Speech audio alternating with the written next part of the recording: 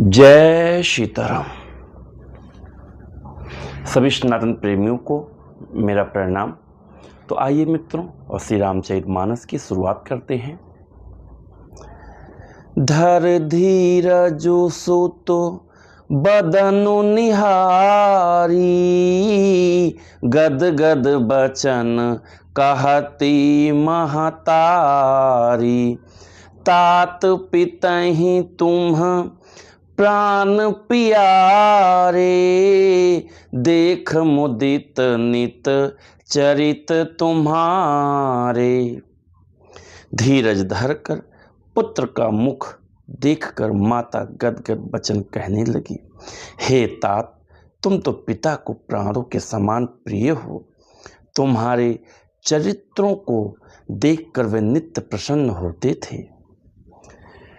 राजुदेन कहूँ शुभ दिन साधा, कहूँ जान बन केहि अपराधा। तात सुनावहूँ मोहि निदानु, को दिन कर कुल भय कृशानु। राज देने के लिए उन्होंने भी शुभ दिन सुधवाया था, फिर अब किस अपराध से बन जाने को कहा। हे तात, मुझे इसका कारण सुनाओ। सूर्यवंश रूपी वन को जलाने के लिए अग्नि कौन हो गया। निरखी राम रुख सचिव सुत, कारण कहूँ बुझाई। सुनि प्रसंग रही मूक जिमी, दशा बरनी नहीं जाय। तब श्री रामचंद्र जी का रुख देखकर मंत्री के पुत्र ने सब कारण समझाकर कहा। उस प्रसंग को सुनकर वे गूंगी जैसी चुप रह गईं। उनकी दशा का वर्णन नहीं किया जा सकता। राखी न सकई न कहि सक जाहू, दुहू भाति और दारुण दाहू। लिखित सुधाकर गा लिखिराहू, विधि गति बामु सदा सब काहू। न रख ही सकती है, न यह कह सकती है कि बन चले जाओ। दोनों ही प्रकार से हृदय में बड़ा भारी संताप हो रहा है। मन में सोचती हैं कि देखो विधाता की चाल सदा सबके लिए टेढ़ी होती है। लिखने लगे चंद्रमा और लिख गया राहु। धर्म स्नेहु उभय मति घेरी, भई गति साप छुछुंदर केरी। राखऊं सुतहि करऊं अनुरोधु, धर्म जाय अरु बंधु विरोधु। धर्म और स्नेह दोनों ने कौशल्या जी की बुद्धि को घेर लिया। उनकी दशा सांप छछूंदर की सी हो गई। वे सोचने लगी कि यदि मैं अनुरोध हट करके पुत्र को रख लेती हूँ तो धर्म जाता है और भाइयों में विरोध होता है। कहूँ जान बन तो बड़ी हानि, संकट सोच विवश भई रानी।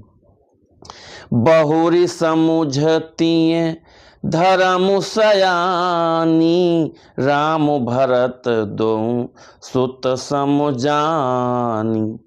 और यदि बन जाने को कहती हूँ तो बड़ी हानि होती है। इस प्रकार के धर्म संकट में पड़कर रानी विशेष रूप से सोच के बस हो गई।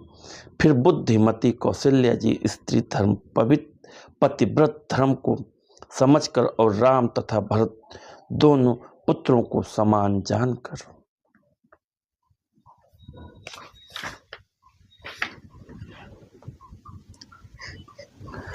जय सीताराम।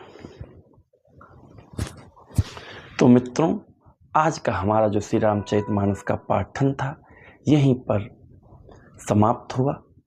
तो मित्रों, जब माता कौशल्या सुनती हैं कि राम जी वन जा रहे हैं तो उसका कारण पूछती हैं, तो मंत्री वो कारण बताता है कि ये रीजन रहा जिसकी वजह से राम जी को वन जाना पड़ रहा है।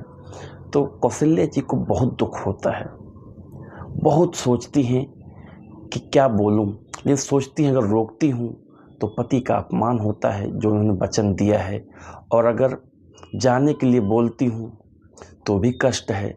तो कौशल्या जी बहुत धर्म संकट में पड़ गईं।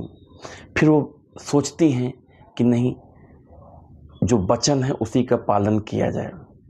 तो पहले की जो माताएं थीं ऐसी थीं, ऐसा नहीं, आज की भी माताएं ऐसी ही हैं। और इसलिए मित्रों, कहा जाता है ना कि कोई, अगर आपने किसी को कोई वचन दे दिया है तो उस वचन को पूर्ण करना चाहिए। अगर हमने किसी को कोई चीज़ बोल दिया है, अगर कोई बात हमने किसी को बोल दी, तो मतलब ऐसा नहीं आपने लिख के दिया है तभी, अगर आपने बोल दिया तो बोल दिया, मतलब वो एकदम सत्य वचन होना चाहिए। ऐसा नहीं कि आज बोले और कल को बदल गए, बदलना नहीं चाहिए इंसान को। जो मुंह से निकल जाए वो ब्रह्म वाक्य हो जाना चाहिए। इसी लोग कहते हैं ना कि बात का धनी होना चाहिए आदमी को। तो इसलिए राम जी ने अपने पिता के वचनों का पालन किया और वन जाने का उन्होंने प्रण लिया। उन्होंने एक बार भी नहीं सोचा, वो सुख और दुख से परे हैं। जो इंसान बहुत अगर सुख हो जाए, बहुत अगर कुछ अच्छा पा जाए तो उसमें भी एक सामान रहता है, और जब बहुत दुख हो जाए उसमें भी धैर्य रखता है, तो उसको बोलते हैं धैर्य पुरुष। तो मित्रों, जो धैर्य पुरुष होगा उसका डिसीजन हमेशा सही होगा।